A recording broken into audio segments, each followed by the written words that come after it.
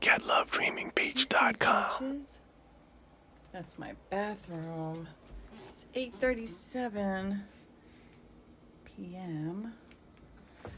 Air conditioning is on because it's getting hot. I legitimately still have that because I put it there in the corner and it's just super cute. I gotta take that shit down. It is literally April 25th. I was like, I'm gonna take it down March 1st, and then I just never did. It's like a little decoration. So anyways, I made a video about, what is it called? Do you dare doubt Karen Reed's innocence and get attacked by pro-Karen internet trolls? So I wanted to talk a little bit more about it. Let me get up here. Get situated. Let's see. Those were underwears. I'm pink, but not that pink. It's kind of purpley. Purple with the lights. So, I just wanted to kind of yak to myself. I wonder if people are upset that I'm not talking about Justin Baldoni at the moment. I'm still interested and still following, but you know how things are. Cases take a long time. Lots of stuff has been dropping. Things have been dropping today. I've been watching Lauren, the Court of Random Opinion. That's one of those names, like, I wish I had thought of that. That's such a freaking cool name. I love that name so much. My name is cool. My name, Cat Love Dreaming Peach, has a lot of meaning. I've mentioned this in several videos, but you know, people forget, or they don't know, or they never watched that video. But Cat is my name, and love is a couple things. One, it's a name I used to work with a girl named Love, and I was like, oh my god, that's the coolest name I've ever heard. So I loved the name Love as a name.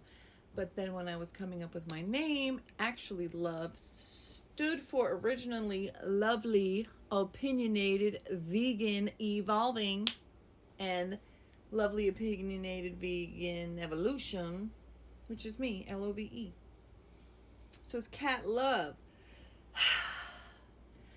Dreaming. Well, I used to be Cat. Oh, I was actually... I'm not talking about Baldoni or Karen Reed at the moment. I start talking about myself. My original website, livingpeach.com. My vegan website is still there. And Living Peach stood for... I'm not doing a weird sign. Stood for P is your purpose.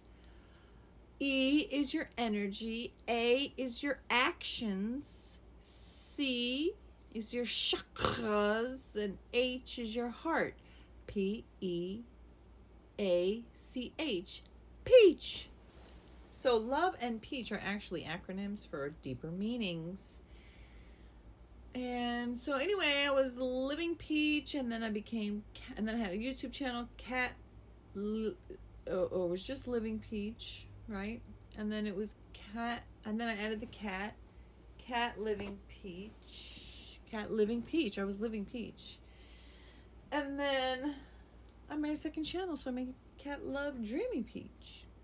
Oh, Cat Love Living Peach, and then Cat Love Dreaming Peach. And then I made my Cat Love Living Peach just cat dancing and stretching. But anyways, so that's what I'm all about. And that's what my name means. But the Court of Random Opinion is a very fucking cool name. I absolutely love it. And Lauren, who is her, she's been reading documents. I think she's reading shit right now, like right as I make this. And then Omar, who is a lawyer, who's like also a YouTuber, and they are friends, and they sometimes often collaborate, but they also often do things separately. And he's the tilted lawyer, and he does things like family law after dark, which he calls FLAD, which is kind of salacious and interesting. And But anyway, so I've just been kind of like getting my Baldoni updates via them. But I don't know. I was so hyper focused on democracy for a minute there, which I still am. But then Karen Reed trial started again, and I was so hyper focused on Karen Reed's trial that I think I made a video like every single day last trial.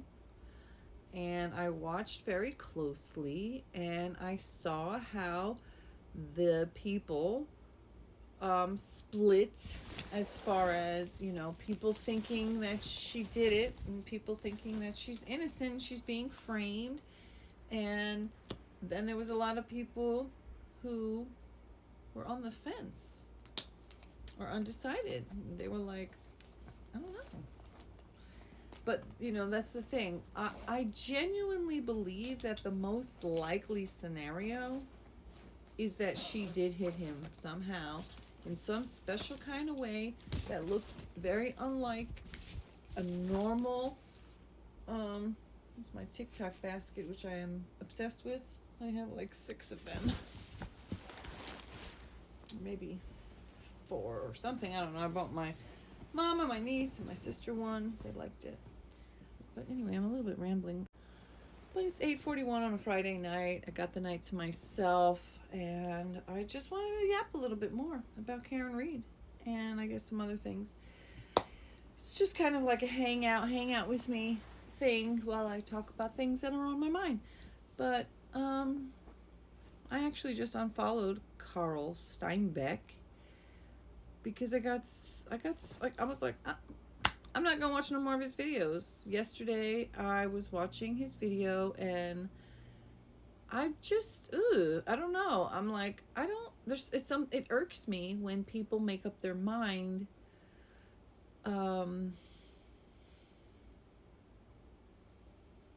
well, I don't know, maybe because I'm somebody who likes to contemplate, and I kind of live in the bardo, and I'm like a liminal vibrational, like my name is literally based on I'm evolving.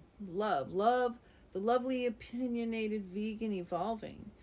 Like my whole thing is being thorough, being an introspective, self-reflective person so I can grow, so I can learn from my mistakes, so I can learn from my trauma, so I can heal from my trauma, so I can learn how to like myself, so I can learn how to love myself through the process of learning how to like myself, which I believe self-love is everything. That's my slogan or my motto.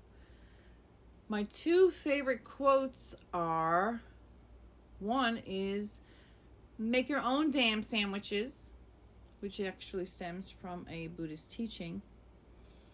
And 2, my number 1 favorite quote is, you are unique just like everybody else, which is funny but true and profound. And anyway, so what I was saying, which I did want to dive deeper into, which I really just, like I briefly mentioned in the last video that I just posted, do you dare doubt Karen Reed's innocence, was the idea of an echo chamber. And that's something that really irks me. That's why I just unfollowed Carl, because I don't like to be in an echo chamber. I don't like to be in a chat where don't you dare suggest that you have a different opinion than the majority or you will get attacked. Actually, to mention Justin Baldoni and Blake Lively again, that's what happened when I was first getting into it, and she dropped her BS complaint and shit, and then Justin dropped his lawsuit, and I spent a lot of time reading it, and then I went to watch a live stream of Rob Lawn Lumber, and he claimed that he was. So, and then it was Rob and Ian Runkle of the Bailey, and they were doing a live stream together, and they said that they were going to like, the whole thing that bothered me was that they said they were going to be fair and that they were going to cover it, and then they spent a lot of time reading Blake's complaint, and then they said that they were going to read Justin's, and they did this weird like skim through, and they're just be like, okay, and then they were like, let's read Blake's next thing, and then they were reacting to Blake. I'm yelling. Why are you yelling?